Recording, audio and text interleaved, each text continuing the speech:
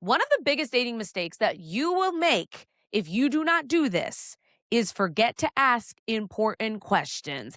I am going to tell you right now, this is how you get into the situationships. This is how you get with people who are emotionally unavailable. This is how you get into people with attachment issues, such as anxious or avoidant, who haven't healed or become aware of their attachment style and are full throttle living in their attachment style in relationships and dating. And the reality is, you might very well get into a relationship with somebody without asking these certain questions.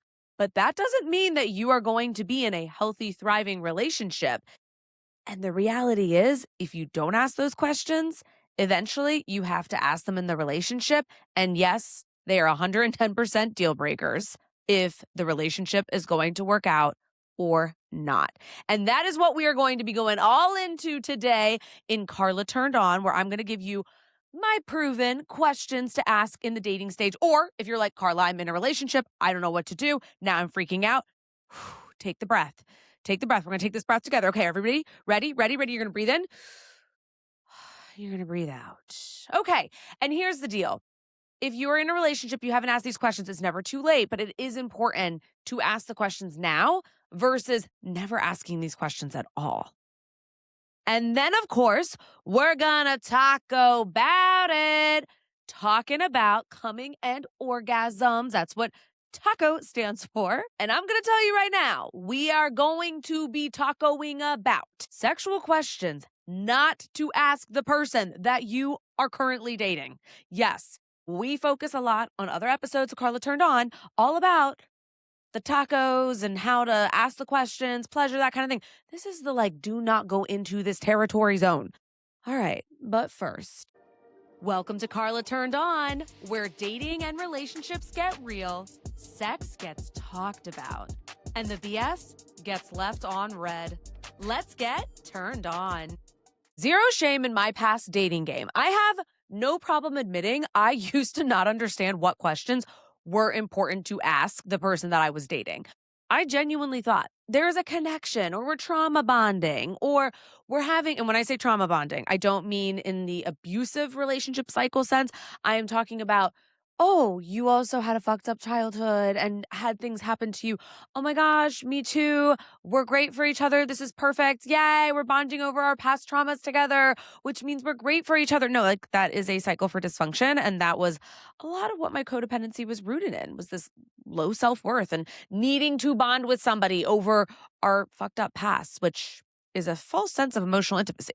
But I will tell you right now, I have no problem saying that I just didn't know to ask these questions. Who would freaking know?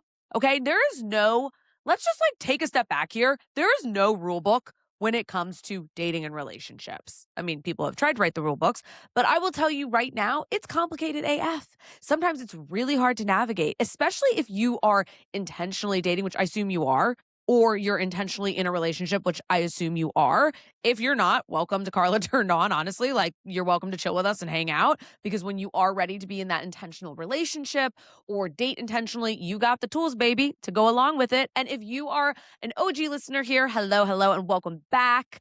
But if you're new, welcome. You're just as important being here, hanging out with me right now in this very, very second. And I would always like to say, please rate the podcast. Give me a little 5 stars if you are loving it wherever you listen to your podcast. It helps get the word out. It helps get other people into the dating space that I like to say is helpful for you, because this is what I do weekly, day in and day out. I give you tips. And I also have social media. If you're like, well, I want more than just the podcast, you can find me anywhere at I am Carla Romo, YouTube. I was going to say Spotify. What is my Spotify handle? I don't know if it's I am Carla Romo. I mean, it's Carla Turned On. So if you're listening on Spotify, I guess that's where it is. But YouTube, TikTok, Instagram, Facebook, you name it, I'm there. And I will also say, if you want to work with me, get any of my guides or work with me one-on-one, you can go to carlaromo.com or check out the show notes. Okay. I am going to say this though.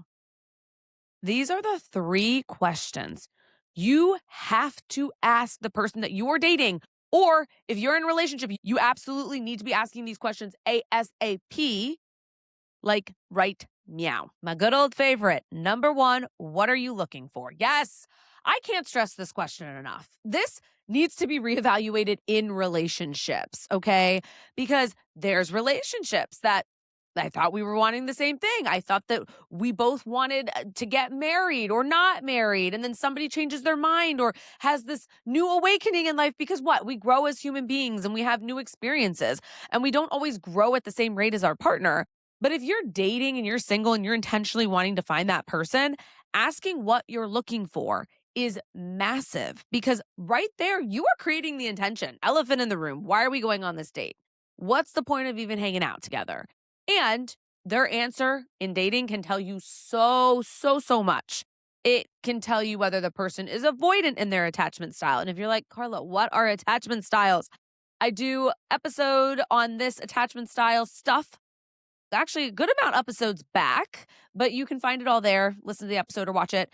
And I'm going to tell you this. When you are looking to date somebody who is in a secure attachment, who's like 2 feet in, intentionally dating, ready to do the damn thing, isn't going to be scared if you guys don't have things in common because they'll be like, okay, it just wasn't a fit, isn't going to try to paint red flags green out of scarcity of, oh my God, I'm never going to be with somebody, isn't going to be 1 foot in, 1 foot out. Okay. You see what I'm saying? When you ask this question, from a secure standpoint, because that is the goal. Everybody wants to try to date from a secure place of dating. When you ask this question and the other person is avoidant, they're going to put a little buffer in there. I like to take things really slow, but eventually, I would like to, meet my person or whatever. There might be a little friend buffer in there. Oh, well, I'm looking for something serious, but I like to start as friends first. It all sounds good because you hear the word serious. They give you the anchor, but there's always some kind of like, little hand in the front, a little buffer here and there.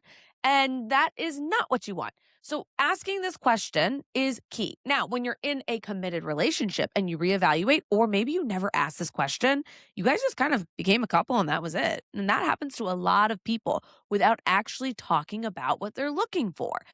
This is also key because you want to find out from your partner, are we on the same page? Now, this is where it's really important in relationships when you ask this question. And I want anybody who's dating right now to really listen up to this piece because this is key here because eventually in dating, this is what's going to be needed as well. Actions and words have to fucking meet. I don't care what you say, what you don't say. If that person says, yes, I do eventually want to get married, like that's why I'm in this relationship with you. Great. We need to see steps to getting there. Now, I'm not saying you have to move in with the person. I'm not even saying that you have to come up with a timeline of when you're going to get engaged. But what I am telling you right now is you need to watch the actions of this person. Are they consistent in their behavior? Are they able to repair conflict? Are they committed when you guys get into some kind of argument or disagreement or conflict that comes up? And they are like, yeah, I want to work through this. Or do they completely pull away and shut down or put you down or don't treat you very kind? And I always say, if somebody's not treating you very kind, it's not about you, it's about themselves. But it is so easy to take that shit personal with you. All right. So understandable if you're like, oh my God, they're not acting or treating me well and it's my fault. No, it's not your damn fault. Okay. We are all responsible for our actions, the way we treat others, and the choices that we make that directly impact the person that we're with or that we're dating. It's important to take responsibility. The key here is clarity doesn't ruin relationships. If anything, it's actually what strengthens them and makes them healthy. So yes, ask the damn question. All right, this is number 2 for the questions, and I am going to say this right now. We all need conflict. Before I say the question, we all need conflict when it comes to relationships in order to move forward. Okay? Being aware of that is fucking key. Number 2, how do you handle conflict? If somebody doesn't know how they handle conflict, that's a problem. My husband and I'm going to tell you a little story here. My husband and I, earlier on into our dates, we were not official yet. We talked about how we handle conflict. For me, that was important. I had been with people in the past in different relationships where they would go from 0 to 100 and get really angry, or they would shut down. And I always had to be the one to come and be like, okay, can we talk? Right? Like, I didn't want that shit. I was very clear with him from the very beginning. Well, not date 1. That would be a little awkward. But from the couple dates in that, for me, conflict in a relationship is a collaborative. I want to be able to talk with the person and work through it, but I also need them to come to me when things come up or they're dissatisfied. I can't be the only one in the relationship bringing things up and talking about it because that's not fair. That's not a healthy relationship. That is a one-way street. And I'll be honest, not every time did I know. Sometimes I'd ask. I'd be like, okay, how are you feeling? Oh, I'm good. Yeah, everything's great. Okay, well, if somebody's fucking lying to you, like there's nothing you can do about it. But this is what is key is to know how you like to handle conflict or things that didn't work in your past. Now, you don't need to bring in exes to, I don't know, the new person that you're dating and talking to. At this point, if you're in a relationship and you're talking about, look, how are we handling this conflict? It's not working for us. We need another solution. I also just want to remind you this is extremely common for couples in relationships to hit a point where they're like, okay, we need help. We got to figure out how to work on this conflict that's more productive and is going to actually like move the relationship forward. This is why I always say do not run from conflict. People sometimes are very conflict avoidant. They're like, oh my gosh, it's not good. If we have conflict. No, conflict is essential for relationships. It's literally the catalyst to move things forward. If you're disagreeing with something and the other person doesn't see, what's going on and they're confused, this is an opportunity to sit down and say, hey, can we come up with a plan so that we can talk about this and acknowledge like how this piece of whatever is bothering me or, how we can change the way that we talk to each other when we're both stressed or whatever. It doesn't matter. The idea is that you move through the conflict together and it actually strengthens relationships. If you keep feeling like conflict in the past, if you're dating right now and you're like past relationships, you're like conflict was terrible, it was awful, that is something to note, okay? Because it's like, how do you want to move forward in terms of conflict? Like, how do you want to feel safe? Yeah, fuck yeah, you'd want to feel safe. Like, that's an important thing to feel.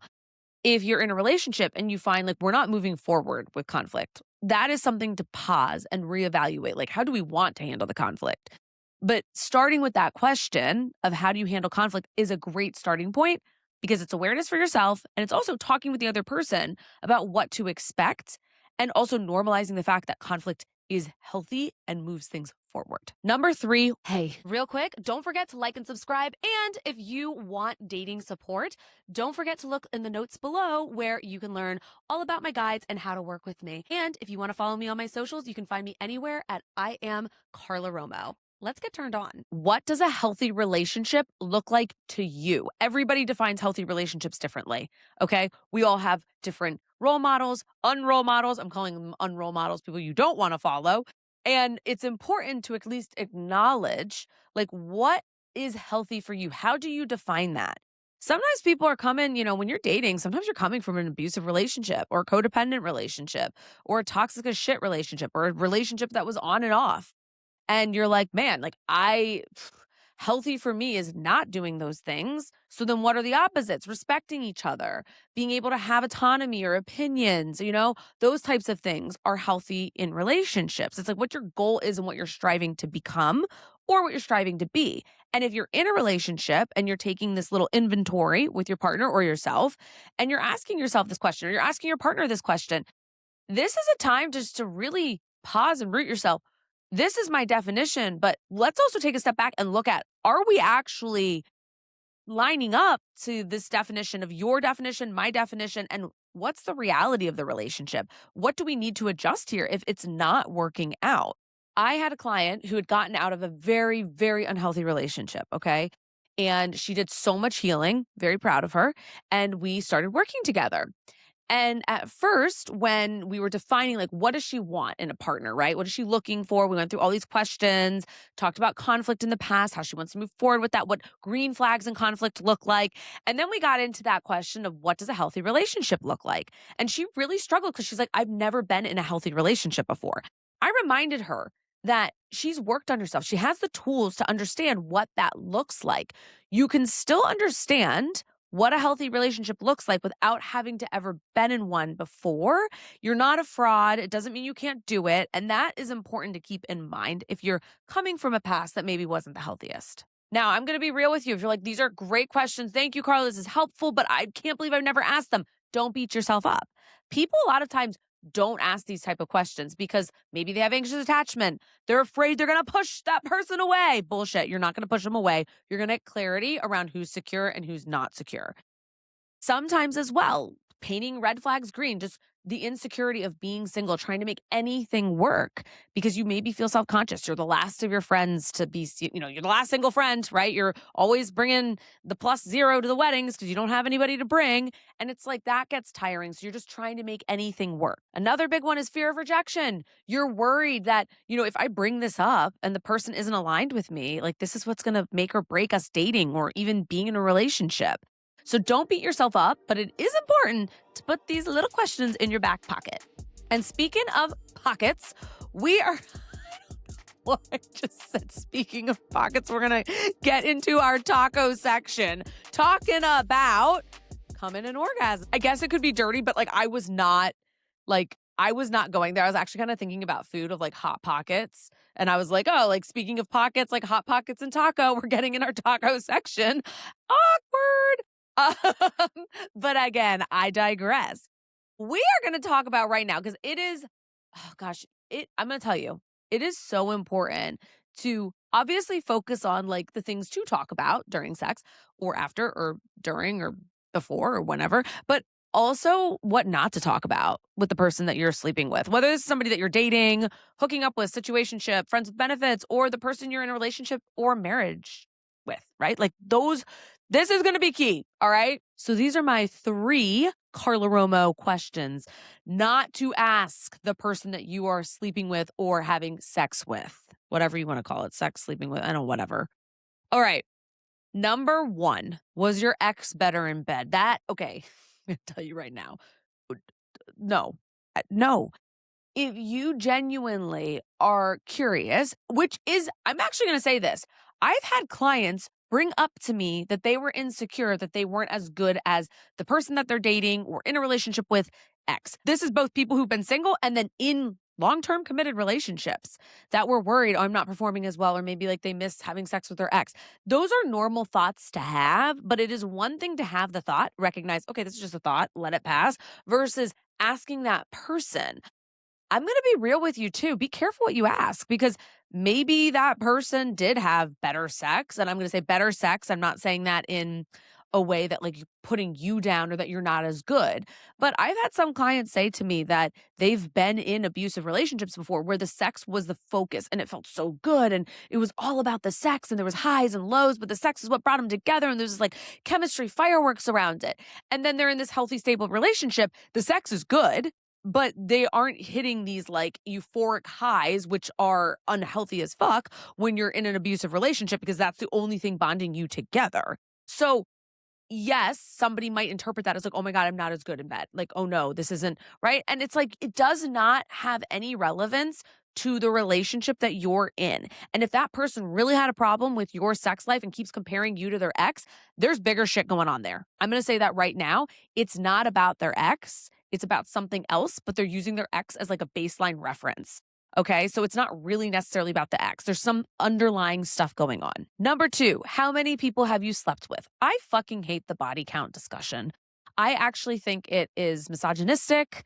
Men and dudes are, oh, it's okay if they've slept with a certain amount, but women, oh no, they can't sleep with XYZ. Or as a guy, they need to be able to sleep with more versus the woman. It's no, who the fuck cares? Like I said with the first question, this is irrelevant to being in a healthy relationship with that partner. As long as you talk about your boundaries, you feel safe sexually, you've been tested, which I have a guide, No Filter, the sex guide every dater needs that talks all about how to have the healthy discussions around being tested for STIs. So yes, if you're interested, that's in the show notes, or you can check it out at carlaromo.com. But I'm going to tell you this. It is not anyone's business how many people you've slept with. Now, some people feel comfortable and they're fine sharing their body count with their partner, and it's a mutual thing that they both are agreeing to and talking to. That's fine as long as both people are comfortable with it. But I talk about this in my book, Contagious Love, Break Free from Codependency for Damn Good. And I once was dating somebody who was abusive and would talk about body count in a very demeaning way that was putting women down, calling women sluts. I mean, it was disgusting. And it's not anyone's business. Somebody's past does not reflect where they are or whether they can be in a healthy relationship or not today. And I'm going to put a disclaimer because people are always like, what about like addiction, like sex addiction, whatever? Yeah, that is addiction. I don't necessarily look at that as like, oh, you had a problem with the number of people you slept with. I look at that as there was an underlying reason of why somebody slept with so many people.